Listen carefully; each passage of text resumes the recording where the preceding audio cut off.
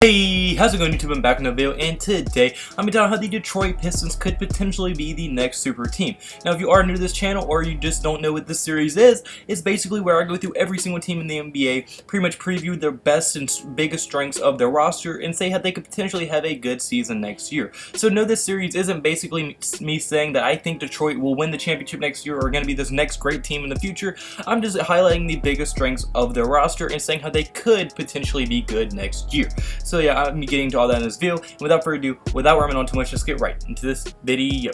Okay, for my first reason for this video is going to be they could have the best front court in the entire NBA. Now, for the past 3 years, they've had Blake Griffin and Andre Drummond back there, who both players are respectively top 5 in their positions over the past few years. They're both double-double machines, and they can take over a game any single night. So, I mean, Blake Griffin, he, at one point in the very, very early points of his career, he looked like he could potentially be the next LeBron. He had one of the best rookie seasons we had ever seen, and now he has kind of came back down to earth since then, obviously, but he is still a top 5 power forward in this league, extremely athletic. He's gotten better at shooting. He's starting to really transform his game around the current NBA and how you're supposed to play, and while keeping that athleticism, and he's still one of the most elite players at playing above the rim.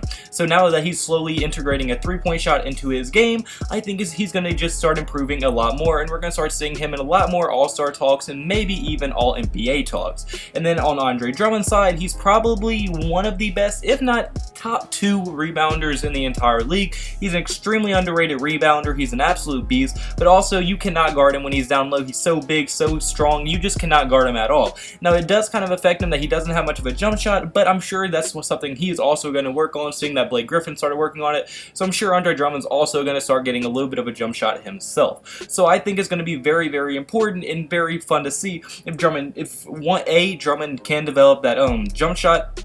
If he is trying to develop that jump shot, and even if he doesn't, he's still going to be one of the most dominant big men in the NBA. And Blake Griffin, if his jump shot keeps improving, if he can stay athletic, can stay healthy, how good they could actually be over an entire season. And I mean, like I said, they're both so good. I would put them both on that superstar level that, I mean, they can just take over a game any night and pretty much single-handedly win you that game that night, which is extremely valuable to have, especially when 2 players on your team can do that.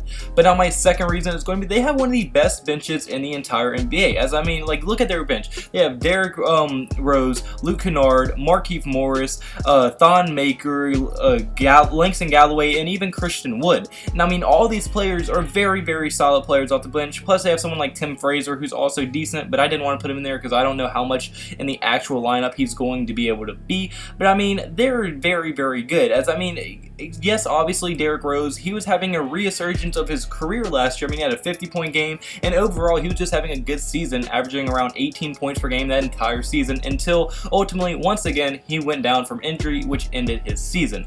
But if he does not go down with that injury, and it's just more likely that he probably will, but if Derrick Rose can somehow, some way stay healthy, he'll be one of the best bench pieces in the entire NBA, and that's assuming that he can come back and be healthy, because I mean, we've seen when he was healthy how good he can be with the when he was with the Minnesota Timberwolves. He was a beast off their bench, and he was in 6th Man of the Year contention until he got injured. And then also, I mean, they also have players like Thon Maker, who still has an extremely high upside, despite not having a very good start to his NBA career. Maybe a new scenery will help him do better. Luke Kennard's a very good sharpshooter in the game, very strong. Markieff Morris, he's a very scrappy player, and Langston Galloway, a very good veteran to have on your team who can hit the 3-ball. And then Christian Wood, kind of a young guy who kind of had a very good end of the season with the Pelicans last year. He averaged, I think, 15 points per game off the bench. He came out of nowhere, played extremely good. Now, albeit it was no pressure on him, like he was just going out there and playing, but he still had a extremely good end of the season, and he already had a highlight play in the preseason this year, so I wouldn't be surprised if he gets a few minutes as well, just to strengthen that bench just a little bit more. But I mean, when your starting lineup isn't the best, I mean, they still have a very talented starting lineup. I'll be getting into that in a little bit later, but I mean, when you can have not the best starting lineup, but have an extremely talented bench, that is almost more valuable than having an extremely talented starting lineup and no bench. We saw that happen to the Warriors. One injury happened, and their entire just season was done. Not season, but like they had no chance to win the NBA Finals just due to how they had no bench, and Toronto was able to overpower them and get them tired over time, and that's why they won, because Toronto had more depth. Well, I mean, Now with the Detroit Pistons, they have a pretty good starting lineup, but a really good bench, and that can get you very far in this league, especially if they are able to stay healthy on the starting lineup. But now my third reason is going to be they have very good chemistry together, as I mean the main core of that starting lineup is this is going to be their third year playing together. I mean Andre Drummond, Blake Griffin, and Reggie Jackson. I think everybody can say that is by far their best, that's their three. That's their main three on that team, and that's what kind of gets the team going. Reggie Jackson, he has kind of been stagnant over the past few years, but I mean maybe with them being more like adapted to each other and being able to be close to each other, maybe they'll be better in this system. But even players like Luke Kennard and Langston Galloway, this is also their either second or third year in the system as well, so their team is not going to have to really develop as much chemistry as they had to in the past, and they're already going to know the in and outs of their games and how to play with each other and how good each other are. So in recap for this video, basically the reason they could be the next super team is that I mean they have potentially one of the most dominant front courts in the entire NBA, and at any point that front court can take over a game and single-handedly win them that game. Their depth and their bench is just extremely amazing. They have an extremely good bench, maybe a top 10 bench or top 5 bench in the entire NBA, and their chemistry at this point is going to be good. Their training camp doesn't have to really focus on them building chemistry, as they have their main core of their team is pretty much still there, still the same thing that it always has been, so they're going to know how to play each other right off the gate, right off the bat, and it's going to be very fun to watch how quickly they can start playing well together